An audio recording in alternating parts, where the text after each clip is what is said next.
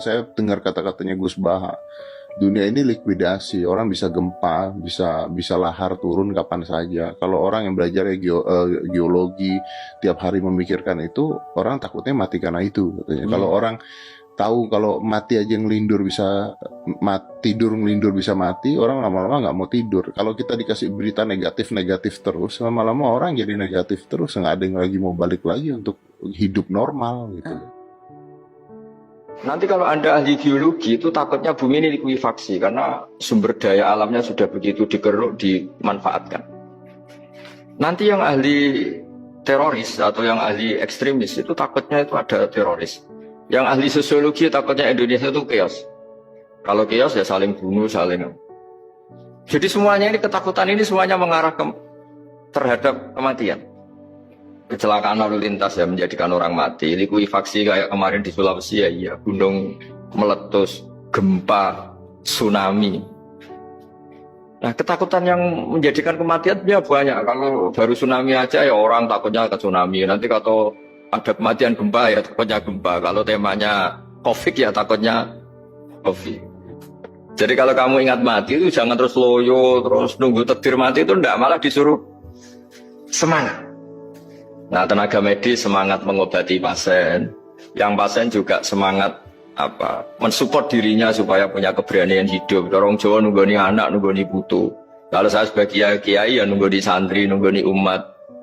Jadi ingat mati itu justru dengan cara mencintai hidup. Karena hidup ini adalah bekal kita untuk sanggup ketemu Allah Subhanahu wa Ta'ala.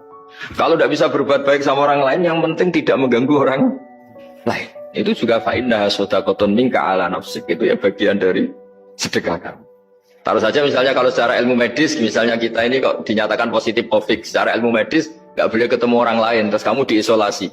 Kamu niatin ketika diisolasi itu tidak menularkan bahaya kepada orang lain. Itu juga ibadah. Saya akan cerita versi kiai ya. Kalau versi medis Anda lebih tahu. Kalau versi kiai itu kematian itu dianggap hal yang sebetulnya ada versi kiai ya, semua orang tahu lah pasti mati itu. Cuma inginnya mati itu kan macam-macam. Inginnya ya setelah kaya, setelah mapan, terus menangi anaknya mapan, cucunya mapan. Terus itu pun sebetulnya ada siap mati juga, tapi ya tetap mati itu. Saya akan cerita yang lucu-lucu ya supaya nggak tegang ya menghadapi kematian. Dulu itu kroni itu ya sudah ada. Jadi Nabi itu ya punya kroni, hanya pejabat. Nabi itu punya kroni. Nabi Sulaiman itu bisa terbang. Ya mulai dulu manfaatkan angin. Jadi angin itu mulai dulu memang luar biasa. Dimanfaatkan orang sekarang mulai tenaga angin, pakai rem angin. Mulai dulu angin itu luar biasa. Nah itu teman dekatnya Nabi Sulaiman tuh ya agak sopan tuh bilang gini. Itu Pak Nabi itu kalau nanti ada malaikat Israel saya pinjam anginnya supaya tidak bisa ngejar saya. Jadi mulai dulu tidak hanya pejabat, Nabi pun ya punya teman yang agak-agak gimana ya. Suatu saat malaikat Israel disuruh nyabut orang, misalnya namanya siapa lah. Nanti saya sebut ada yang tepaan sama nanti tersinggung, misalnya siapa. Gitu. Yang jelas namanya ada Agus tidak Bambang karena bahasa Arab. Orang ini cabut di India. Nabi Sulaiman kira-kira ya di Palestina kira-kira.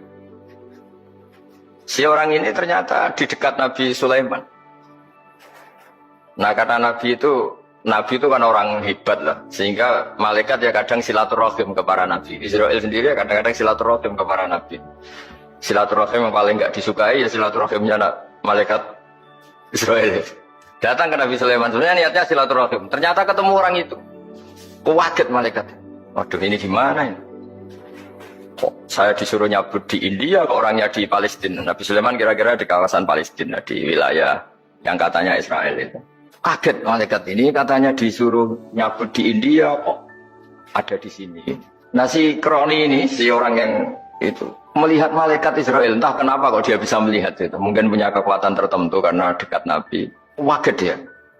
Malaikat melihat dia karena janggal ya, disuruh nyabut di India kok orangnya di Palestina. Si orang ini melihat malaikat juga takut. Malaikat itu punya hawa yang luar biasa.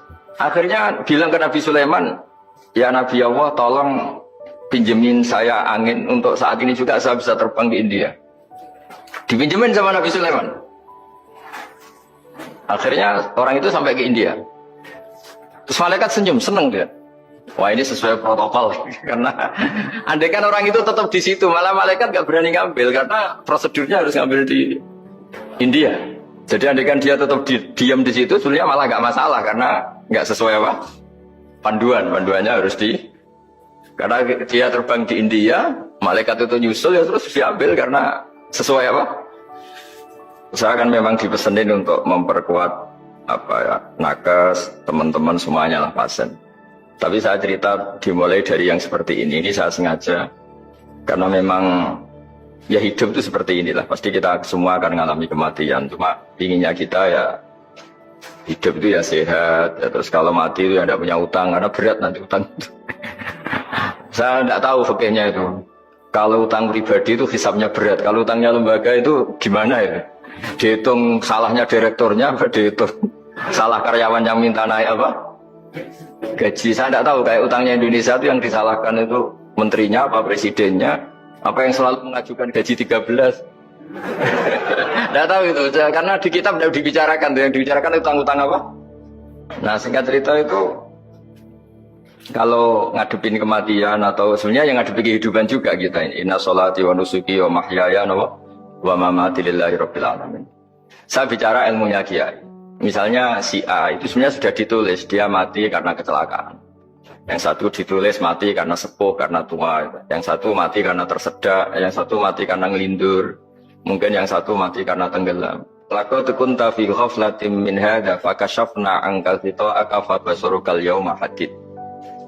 Manusia ketika di dunia itu dianggap tidur. Tidur itu dengan tanda kutip itu bodoh. Bodoh itu tidak tahu. Fakashafna angkal ghita'aka. Nanti setelah kamu mati itu pinter. Tapi ketika Anda pinter sudah meninggal, sudah tidak bisa memperbaiki kesalahan-kesalahan kita. Nah di sini saya ingin mengingatkan apapun kondisi kita, yang jelas itu ingat selalu kepada Allah Subhanahu wa taala.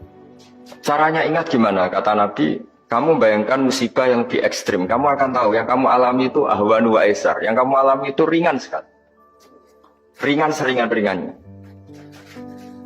Saya beri contoh ya, kalau Anda belajar misalnya orang ahli meteor, ahli apalah, ahli perbintangan.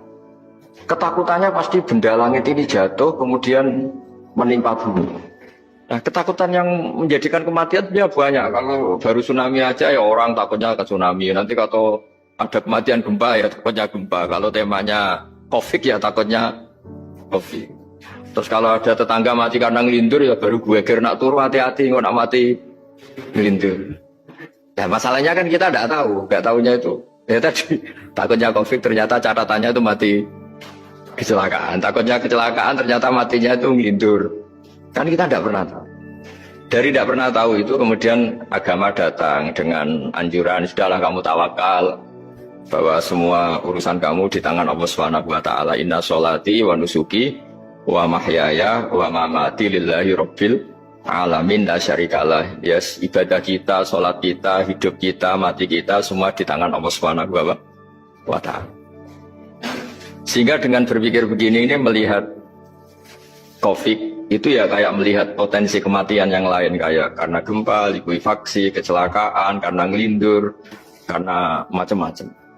Kenapa saya membuat menyarankan ya supaya orang berpikir demikian, supaya bersyukur bahwa kita ini dihimpit, di sekelilingi penyebab kematian tadi. Kalau kita ahli meteorologi mungkin takutnya itu asteroid jatuh, terus kemudian meteor jatuh yang nggak habis digesek oleh sistem alam, terus macam-macam. Yang ahli gempa juga takutnya gempa, yang ahli tsunami takutnya tsunami, yang ahli sosial takutnya Indonesia chaos, kemudian saling apa?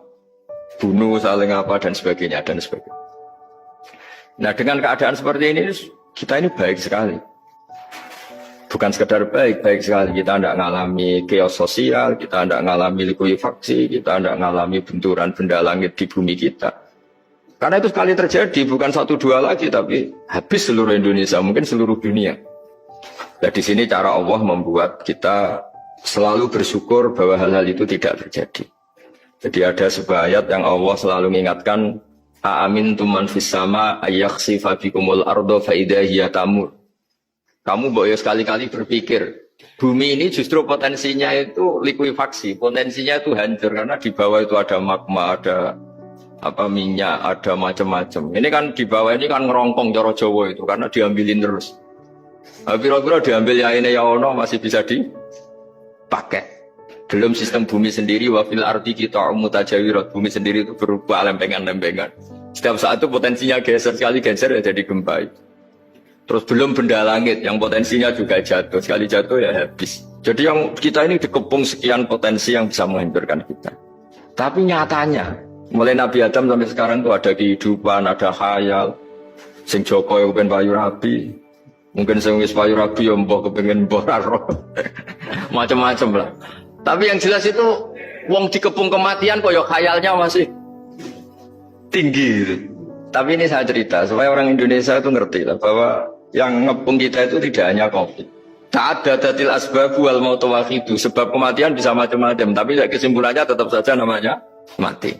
Islam itu mengajarkan aksiru min dzikri hadhimil ladzat. Kamu harus banyak ingat mati. Tapi uniknya Islam itu menyuruh ingat mati itu disuruh justru semangat hidup. Karena kita butuh bekal itu.